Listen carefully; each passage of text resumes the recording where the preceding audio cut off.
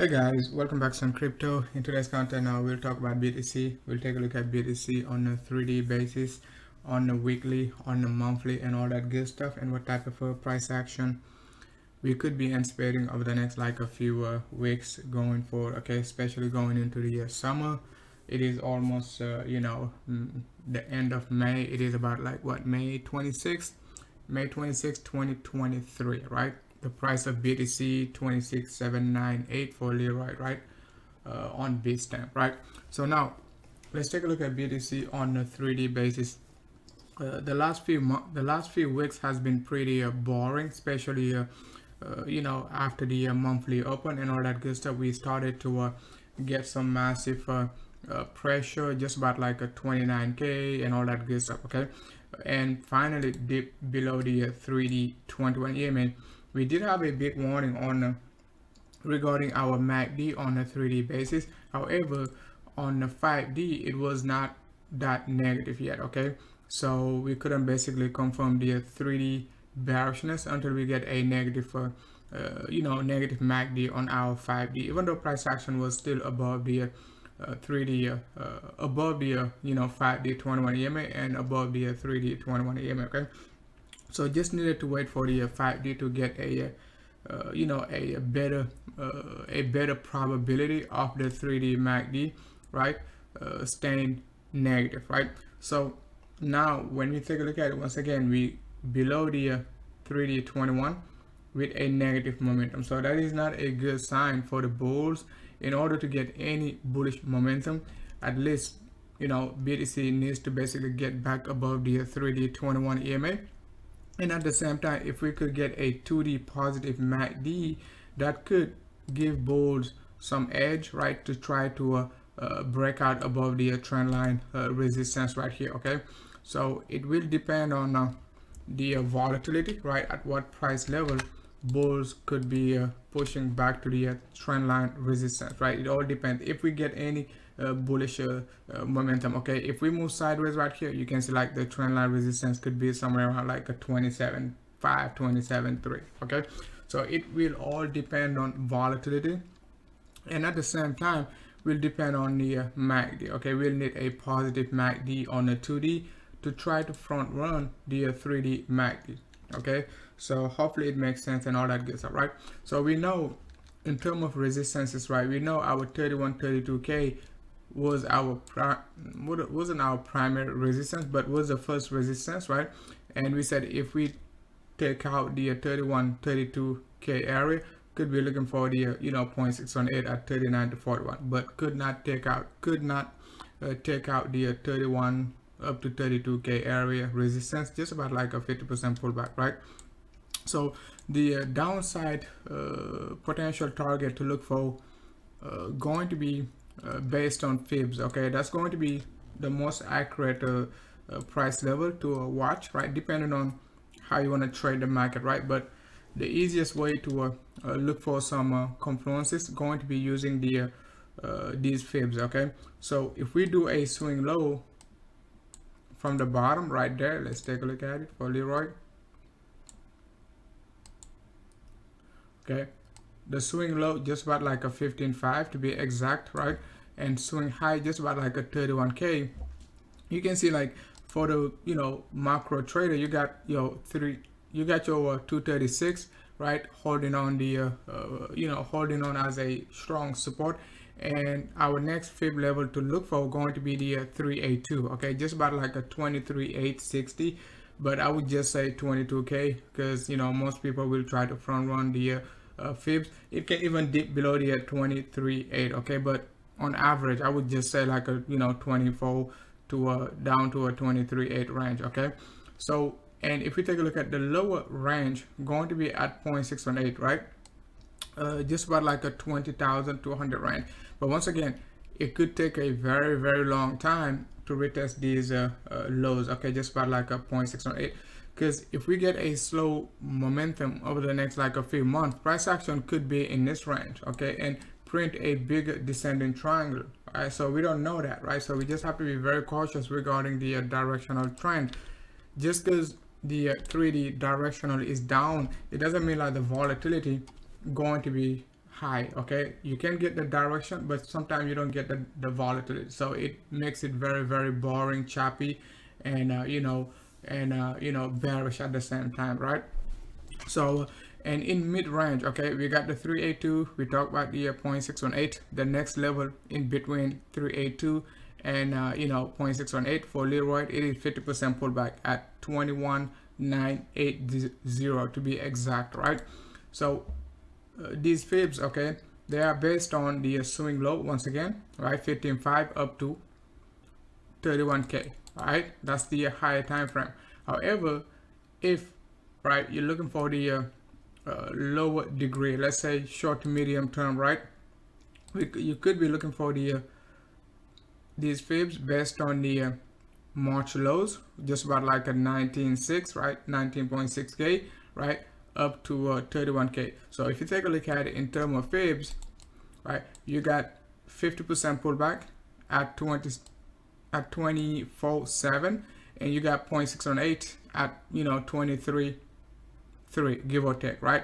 So right now we're just sitting right around like a 382, right? Based on the based on this move right here, okay, from like a 19.5, right, up to 31k. We sitting right now just about like a 382. So the next two fibs to the downside going to be 50% down to a 0.618 at 24.7, right? Not 24.7 Leroy, but 24.7k, and 23.4k, give or take, right? That's a yellow line right there, okay? Right, that's a yellow line right there, okay? And we got 0.786 down to a full retracement, just about like a 21.6 down to 20k. So all these, all these levels, right, they will get covered regardless of which which fibs you want to use, right? Depending on your strategy, depending on your time frame, if you're short-term trading or if you just macro swing trading and all that good stuff, right? But for the upside move, once again, BTC just need to bears just need to keep the price below the 28.3 now, right? If we can keep it below the 28.3, that could still keep keep the momentum to the downside, because the volatility going to be all over the place, because I don't think it will just shoot down to like a 20k in one go. Because if we take a look at it on the quarterly basis, we did have a big quarterly breakout. So you take a look at the quarterly, last quarter was like 72% move. So I don't think like we will shoot down to like a 15.5, 16k in this quarter. Possibly even not even next quarter, right? So next quarter, if we even retest somewhere around like a 20k, that'd be great, okay? But I don't see us like a dipping all the way down and taking out our first quarter lows, right here, and in the second quarter, or even like in third quarter, right? Possibly in Q4, that is possible. But even though market could be bearish, you just have to basically zoom out, right? And try to take a look at the quarterly time frame and all that good stuff.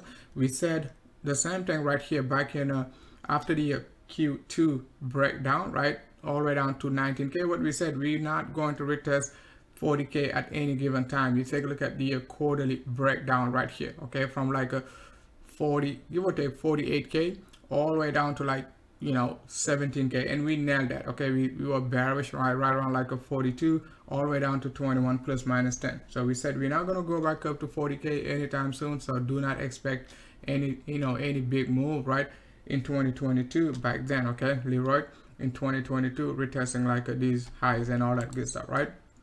So now let's take a look at it on a monthly basis. On a monthly, we're dipping back below the monthly 21 EMA. That's not a good sign, right? But it could just be our first dip below it, consolidating for the next like a few months. Try to find a good support and all that good stuff to get ready for our wave 3. So speaking of wave 3, remember guys, we said this move right here could be our wave 1 for the macro move, right? So now we correcting. We don't know how low we're going to dip over the next few months, right? Over the next like a 3 to 6 months or even 9 months, right? Are we going to basically just find support at 20k, 15k and all that good stuff? Possibly, but we don't know, right? But let's just assume, right, 0.618, that the blue box right here, going to be our final bottom. It could be final or temporary, but literally just a structural analysis, not saying like the blue box is going to be the final bottom. We could be looking for after that our wave 3 to the upside, right? That's going to be possibly up to 1.618 or even higher, and then we could get another correction before finally getting our wave 5 to the upside, right?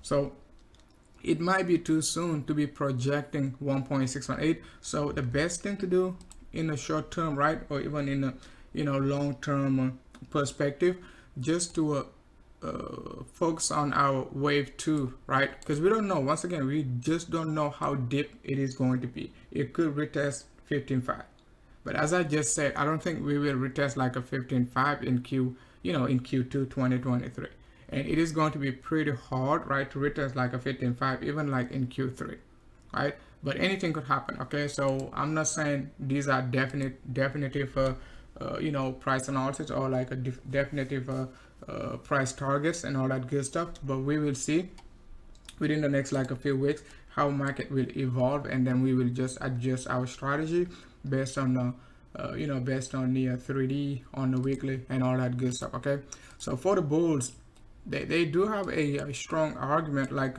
regarding the weekly time frame. Okay, the weekly volatility has not yet picked up, right? Because we're still above our weekly 21, and the weekly MACD, it is still positive. So that's why we cannot be, I wouldn't say cannot, that's why we're finding it hard, right, to break below the 26k area, because the weekly MACD, it is still positive. However, we did have an engulfing candle right here, and I was like, there was no need to be bearish after the engulfing candle because we've seen it before. Let's just be patient, right?